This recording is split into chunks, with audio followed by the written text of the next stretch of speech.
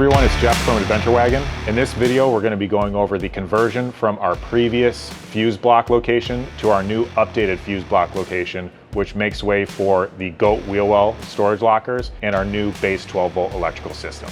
So in this video, we're going to be taking out the previous fuse block and mounting plate and replacing it with a new one and reconnecting all of our charging and cabin harness wiring leads. All right, so let's get into it.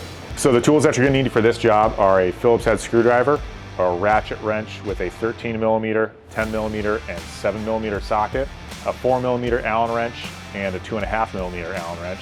And you're also going to need some side cutters, wire strippers, and crimpers, as well as a heat gun.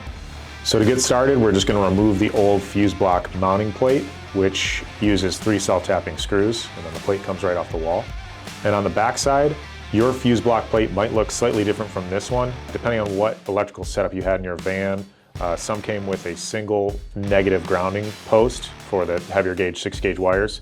And some of them we set up with a 4-post bus bar like this one you see in the video.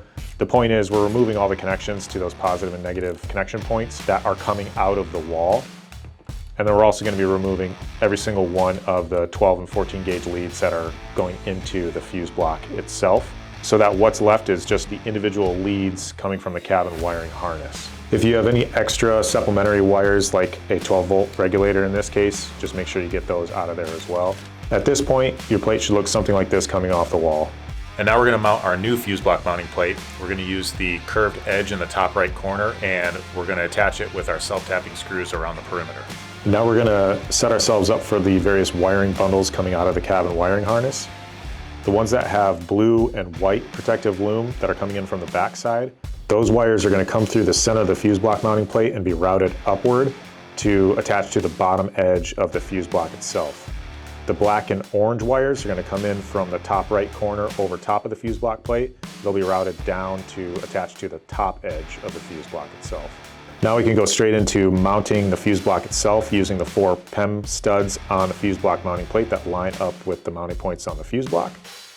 As a general reminder for this video, you'll see us attaching things to the fuse block plate without using thread locker, but you will have thread locker in this kit, and we recommend that you use it for any attachments. And now we want to zip tie the harness to the fuse block mounting plate. We're using this hole on the fuse block mounting plate, and we're trying to anchor the blue and white loom to that point. And then all the individual leads will come out through that middle slot and turn upward into the fuse block. Keep in mind that as you cut these wires to the lengths that you need to make them turn neatly into the fuse block, you may cut off the labels on each individual circuit. This kit will come with extra labels for you to reuse, so just make sure you're keeping track of which ones you're snipping and you're putting the matching label back on the wire after you snip the wire, so you still have that reference point and you know which fuses to use for that circuit later on. And really what we're trying to do is just make it look nice and neat and tidy without any wires crossing in front of each other and getting tangled up. And we're going to repeat that process for the orange and black loom, anchoring it to that point on the fuse block plate right there. Once again, we're just trying to make them turn neatly downwards onto the top edge of the fuse block without tangling up with one another or getting out of order. So right here, I'm just taking some of the circuits and I'm sort of laying them flat in order and just making sure that the lengths aren't too long so that when they make that turn, they're hitting the band body up above the fuse block itself. The negative black wires coming out of each one of the wiring looms are coming over and they're attaching to the left side of the fuse block. So all those grounding points, they're basically one big common grounding point. You just need to make sure that each one of those wires reaches one of the grounding posts on the fuse block. Now we're going to get into actually modifying the wires and snipping them to their new lengths. So you can see I'm basically holding one wire in my left hand and holding it where I want to cut it, and then coming in and cutting it to that length. So we're just going to move down the line with all the positive connections on the bottom side of the fuse block and repeat that process. Now that all the wires are cut to their proper length, we're just going to strip the ends of the wires, crimp on the connector, and then take a heat gun to it for the heat shrink. Once you're done, they should look something like this. So now we're at the point that we're going to be attaching all of the individual circuit leads to the fuse block here.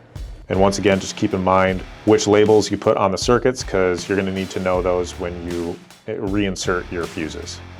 So we're going back through and loosening up each post with our Phillips head screwdriver, and we're just going down the line and reorganizing them the way that we did when we were snipping them to their new length. So in general, you should be going from shortest to longest or longest to shortest so that all of the wires end up organized neatly. While you're installing your fuses, just make sure you pay attention to the chart to make sure that you put the right size fuse in for each circuit. Once all the circuit leads and your fuses are connected, it should look something like this. So now we're to the point where we're ready to attach the last few items to the fuse block mounting plate.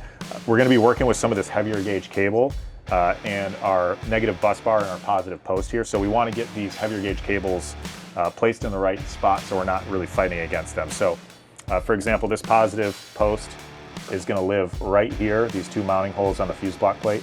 It's going to live right here. And so this positive cable is coming out of the wall and we're going to attach right here. And so if you have a lot of slack like this in this cable, you want to just push some more through into the wall cavity. And you might need to kind of run it through in some other places, but just so you don't have a bunch hanging out here getting in your way, and it just routes nicely underneath your fuse block there without a bunch of extra. And then on the negative side, it's sort of the same thing. We're going to be using our negative bus bar, and it's going to be mounted right here. Again, you just want the appropriate amount of cable coming out of the wall. So I'm going to start by attaching our positive post and the negative bus bar. So we're going to be using some of this M4 hardware and our 2.5mm Allen wrench for this. And just as a reminder, there is Loctite in this kit, but we're not using it in this video.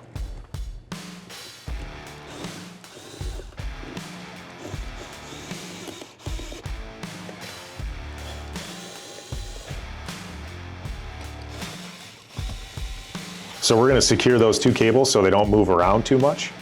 And we're going to use a zip tie, and we're going to zip tie those cables to the fuse block mounting plate using the hole right up here in the top right corner.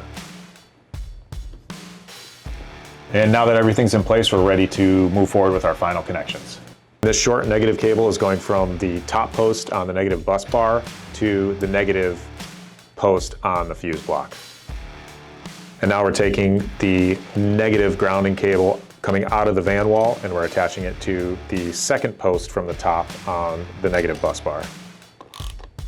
And you can go ahead and tighten these connections down right now. And now we're ready to move on to our positive connections. Remember that there's a red rubber boot that goes over the positive post on the fuse block plate. So there's going to be two cables that run into that boot. The first one is coming out of the van body, and the other one is our connector that goes from the fuse block to that positive post on the mounting plate. So stick both of those into the rubber boot before you attach them. And we're going to start with the attachment to the positive post on the fuse block. For these two connection points that share the positive post on the fuse block plate, you want to invert the two cables so that the flat sides of the ring terminals coming out lay against each other. This is so that they can both come off of that post in the same exact direction. All right, so we've finished all of our connections. So before you put your wall panel back on and cover this up, now is a good time to just do one more run through and make sure all the connections are nice and tight and everything is in the proper place.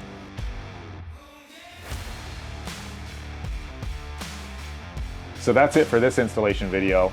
If you're moving on to the base 12-volt electrical system install, you're going to want to go to that video next. At this point, if you have any questions, feel free to reach out to us. Give us a call or email us at info@adventurewagon.com, and thanks for watching.